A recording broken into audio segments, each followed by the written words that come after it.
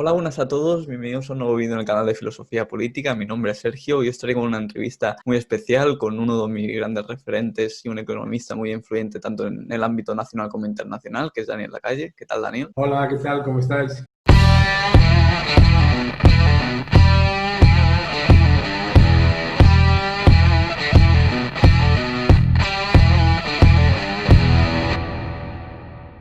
Pues en la primera pregunta, Daniel, siempre me gusta, la persona se presenta un poco y sobre todo, ¿qué hace Daniel Lacalle cuando no se está dedicando a la economía? Muy bien. Bueno, pues mi nombre es Daniel Lacalle, soy doctor en economía y profesor en la IE, en la Escuela de Negocios, en el Instituto de Empresa y en el International Instituto de Estudios Bursátiles.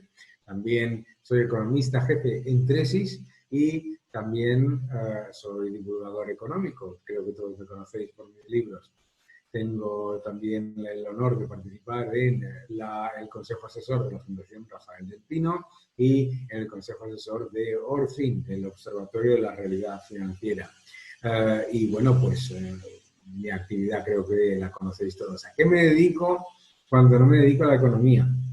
Que es poco tiempo.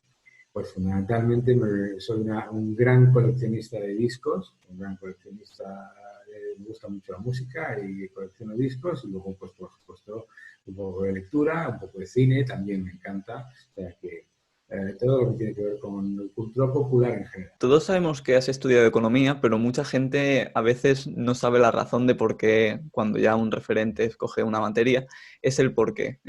¿Por qué decidiste estudiar economía? Porque todos nos vemos en la situación de la selectividad, de que estamos ahí a ver qué queremos ser de grandes. ¿Cuál fue tu principal razón para ello? Bueno, yo creo que cuando uno elige la carrera que va a estudiar, es muy importante pensar en dos cosas, ¿no? Primero, que sea algo que te guste y que te interese. Eso es lo que me ocurrió a mí. Me encantaba la economía, me intrigaba muchísimo. En España no se estudiaba economía en el colegio, ni se estudia ahora.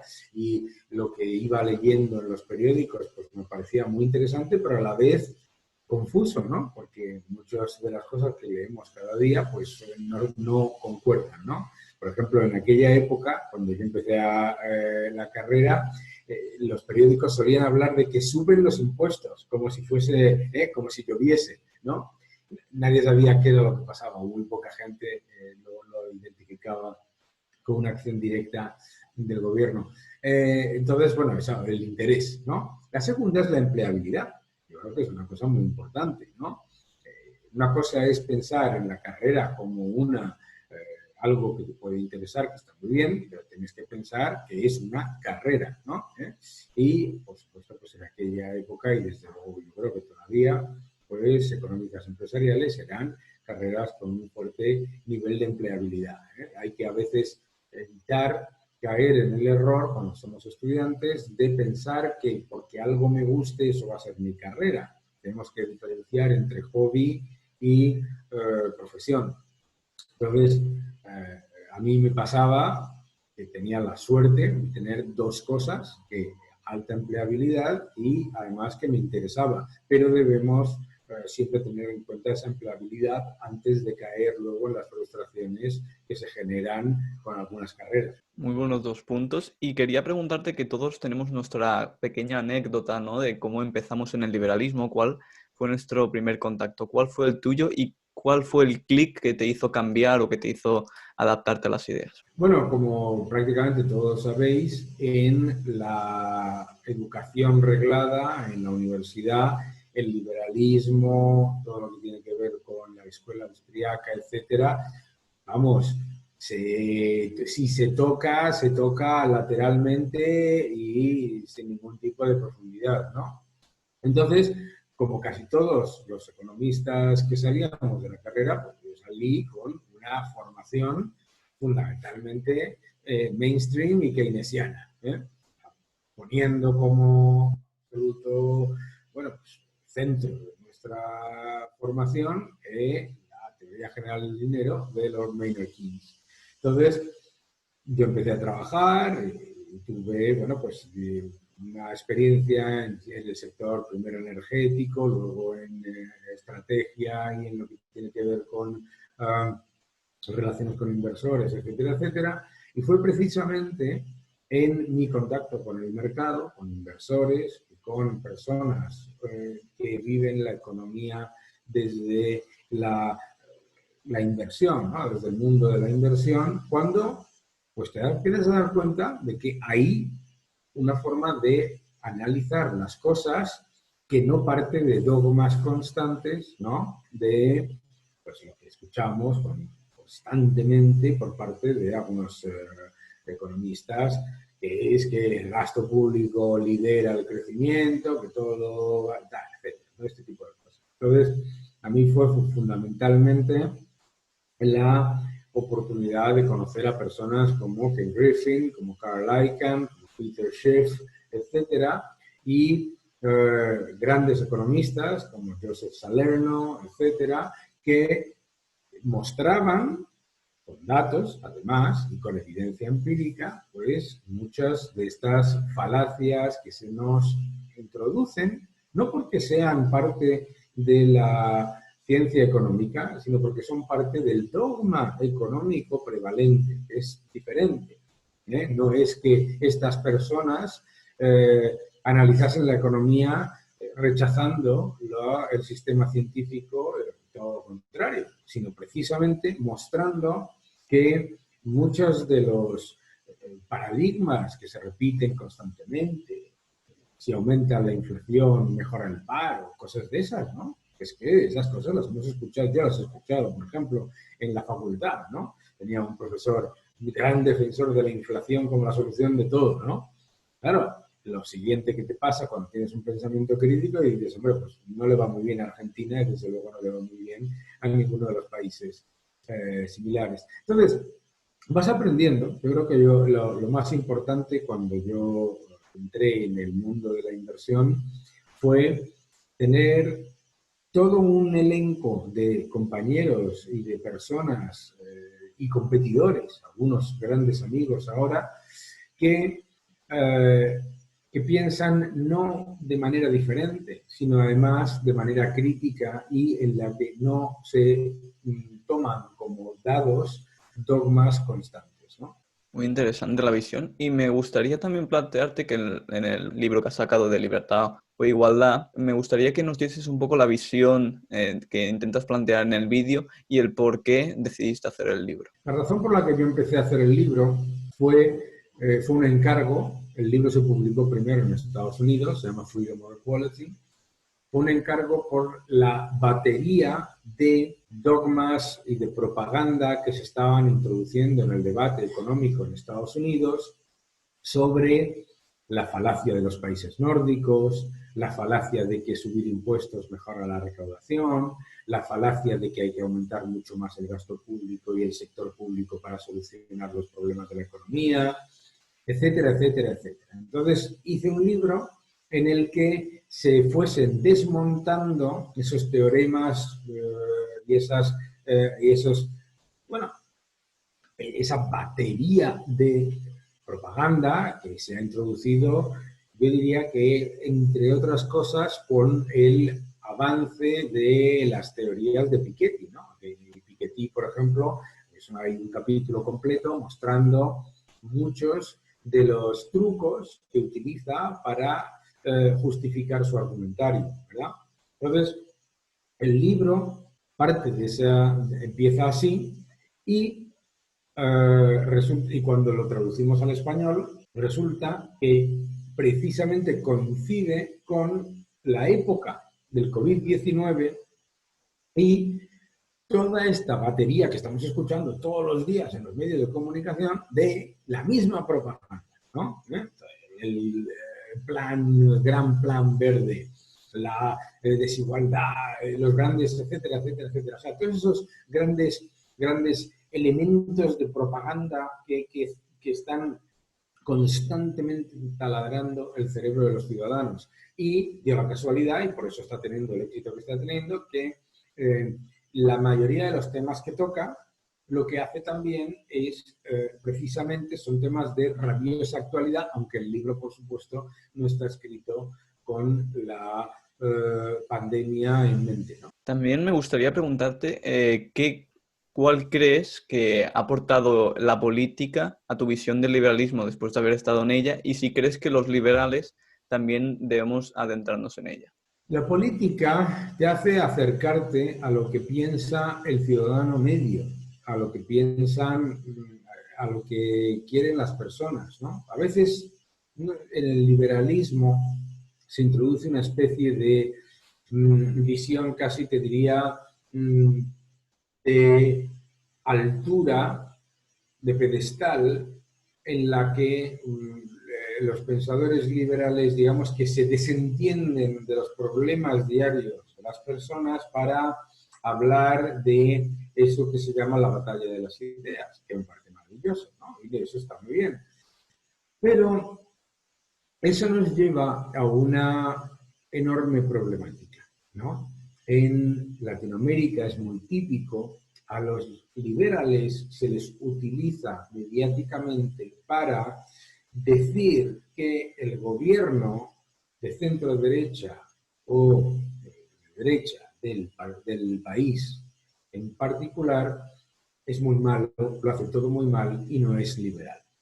Pero al no ofrecer alternativas que el ciudadano perciba como realistas, como aplicables y como centradas en su día a día, ¿qué es lo que ocurre? Que se utiliza mediáticamente para desprestigiar al gobierno de turno, incluso si es de izquierda, pero al no dar alternativas, inmediatamente aparece el populismo de izquierda y el populismo más también de derecha, más radical y más falsario, y dicen, ¿ves? Te utilizan en realidad como Pepito Grillo, ¿sabes? Entonces, para mí es muy importante participar en política. Siempre se dice, es que esa idea de que vas a entrar en política y vas a influenciar desde dentro es una falacia y no va a pasar. Ah, muy bien. Entonces, ¿qué es mejor? No influenciar nada desde fuera y simplemente, bueno, pues vale, tener una cierta popularidad, pero aquí estamos hablando de cosas que importan, ¿no? Yo creo que, por ejemplo, pues Murray Rothbard, el propio Ludwig von Mises, el propio Friedrich von Hayek, entendían eso perfectamente. Rothbard asesoraba a Buchanan. ¿Por qué? Porque lo que quería era que en la medida de lo posible y en lo que fuera, su opinión contase.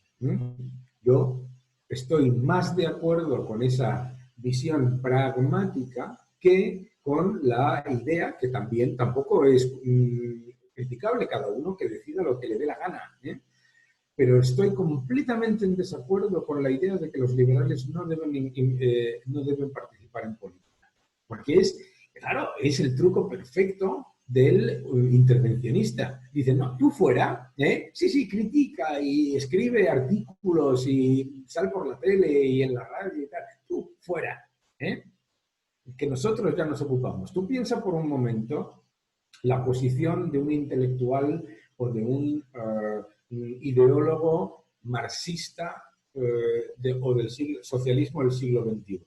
¿Cuál es su posición?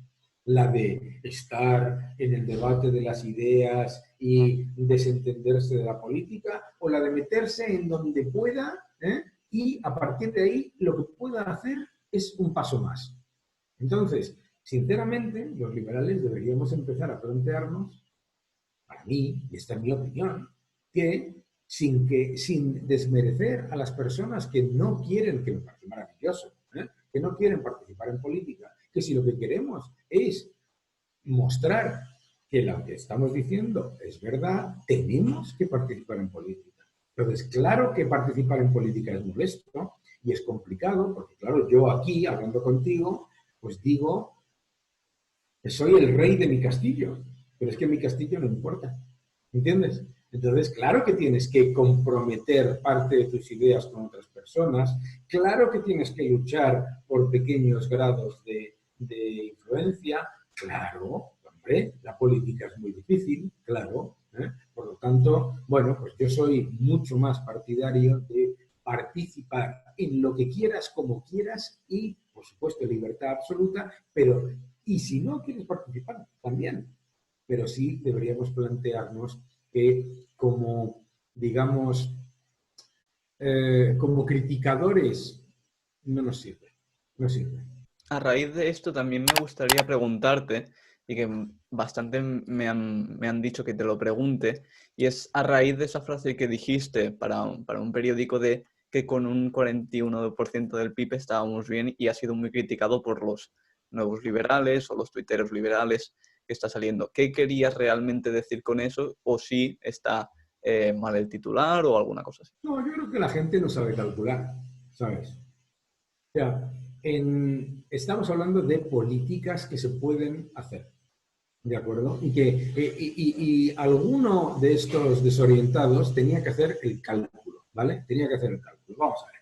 El cálculo es el siguiente. Hay gastos mandatarios, obligatorios, y gastos discrecionales. Hay gastos que ocurren sí o sí.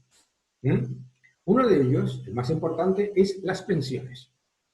¿De acuerdo? Entonces, cualquiera, vamos, yo cuando salió la batería de desorientados criticando el titular, digo, pero bueno, por favor, no puedes entender que de aquí a los próximos 5 años un 41% del Producto Interior Bruto significa que con el aumento de las pensiones vamos a reducir el gasto público obligatorio. Es que no puedes hacer el cálculo por un nanosegundo antes de lanzar el tweet descerebrado.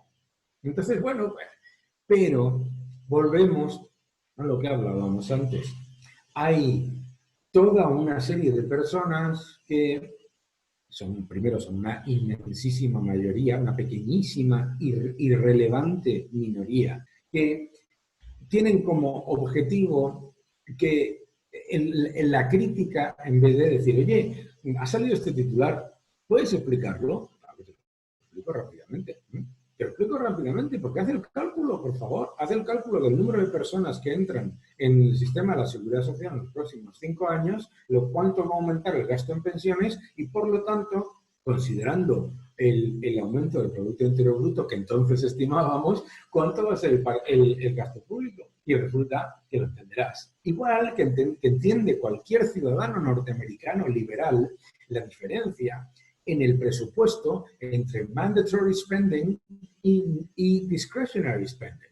Tú no escuchas a ningún liberal, bueno, algunos sí, pero tú no escuchas a ningún liberal pragmático en Estados Unidos decir que el gobierno tiene que reducir el gasto público en su totalidad, porque sabe que hay una parte que el gobierno no decide, que son los mandatory spending. Bueno, son 3 trillones de dólares, ¿sabes? Que no lo decide, o sea, puedes llegar con mayoría absoluta en el Congreso y en el Senado. No lo decide el gobierno. Entonces, ¿dónde tienes que tocar? En el gasto discrecional, que además, como vivimos en el mundo de los titulares y de las 150 palabras, de los 150 caracteres, perdona, es que es alucinante, porque solamente con haber leído la entrevista tampoco tenía que haberse generado tampoco polémica. Estamos hablando literalmente, de 5 personas. Uy, creo que me sobra un dedo. Ya adentrándonos un poco en el tema económico, ¿cómo crees que afectará esta crisis en España si crees que la recuperación será en V, en U o en L? Lo de la recuperación en V es una falacia, ¿vale? Si nosotros vemos todas las crisis de los últimos 50 años y vemos cómo se sale de las crisis, se sale de las crisis más lento, se sale de las crisis con la creación de empleo más suave y con más endeudamiento. Por lo tanto, es mucho más habitual una recuperación, no en L, sino en L, digamos, con ligera pendiente horizontal.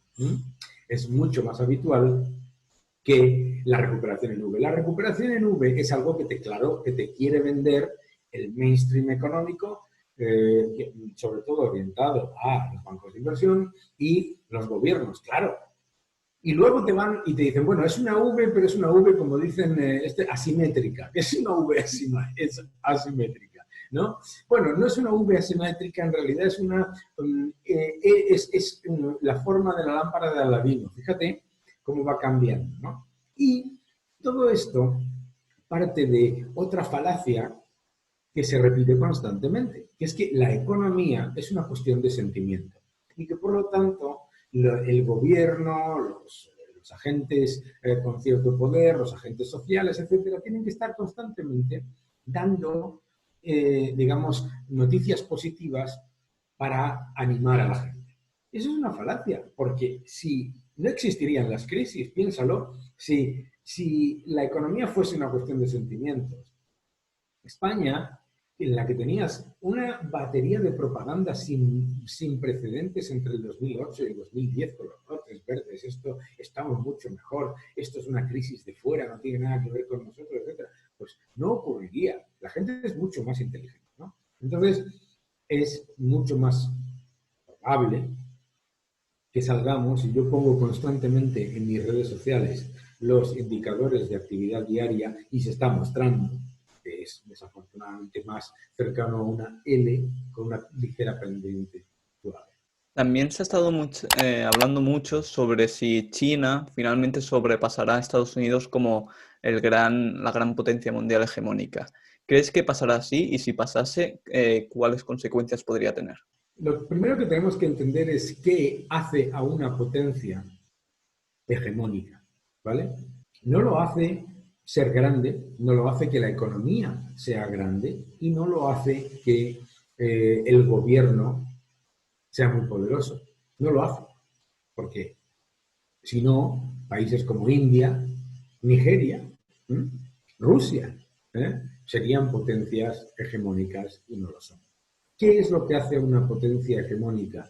Las instituciones, el ejemplo que refleja con respecto al resto del mundo y la política de atracción de capital, de inversión y de fortalecimiento de las relaciones financieras, la balanza financiera de un país.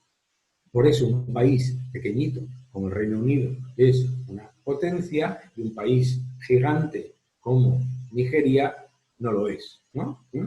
Entonces, China tiene varios talones de Aquiles. El primero es que no es un país en el que tú todavía puedas tener la confianza que tienes con respecto a otros países, incluido España, sobre los datos económicos. El segundo es un país en el que hay control de capitales. Es decir, tú no puedes utilizar tu dinero. Yo tengo el ejemplo de un profesor chino al que tuve que prestarle dinero porque el máximo que podía sacar de su dinero era una cantidad irrisoria. Tener control de capitales en sí mismo te hace imposible ser una potencia hegemónica. Y tercero, luego, es en qué está basada tu hegemonía. Claro, el Producto Interior Bruto es una medida de fortaleza económica cuestionable. ¿Por qué? Porque yo puedo aumentar el Producto Interior Bruto, como por ejemplo pasa en China o como ha pasado en España o en otros países, haciendo carreteras a ningún sitio, aeropuertos gigantes y eso aumenta el Producto Interior Bruto. Pero no me hace una potencia hegemónica. Por lo tanto, el capital intelectual, el respeto a la propiedad intelectual, otro gran problema en China, ¿no? Entonces, China es una gran economía, una economía maravillosa, que ha hecho grandes avances en los últimos años, grandes avances, pero está muy lejos. Y además mi preocupación es que en los últimos años China, en vez de continuar abriendo su economía, ha empezado a cerrarla, ¿no? Entonces, yo no lo creo. Pero bueno, lo veremos en todo en el futuro. Para ir acabando la entrevista, me gustaría que nos recomendases 3 libros, ya sean de filosofía, economía, literatura, lo que más guste. Hombre, mira, estábamos hablando de China, un libro maravilloso es We Have Been Harmonized, ¿vale? Yo creo que un poco más light, otro libro, un libro de música, ¿no? Elvis Has Left the Building, es un libro fantástico.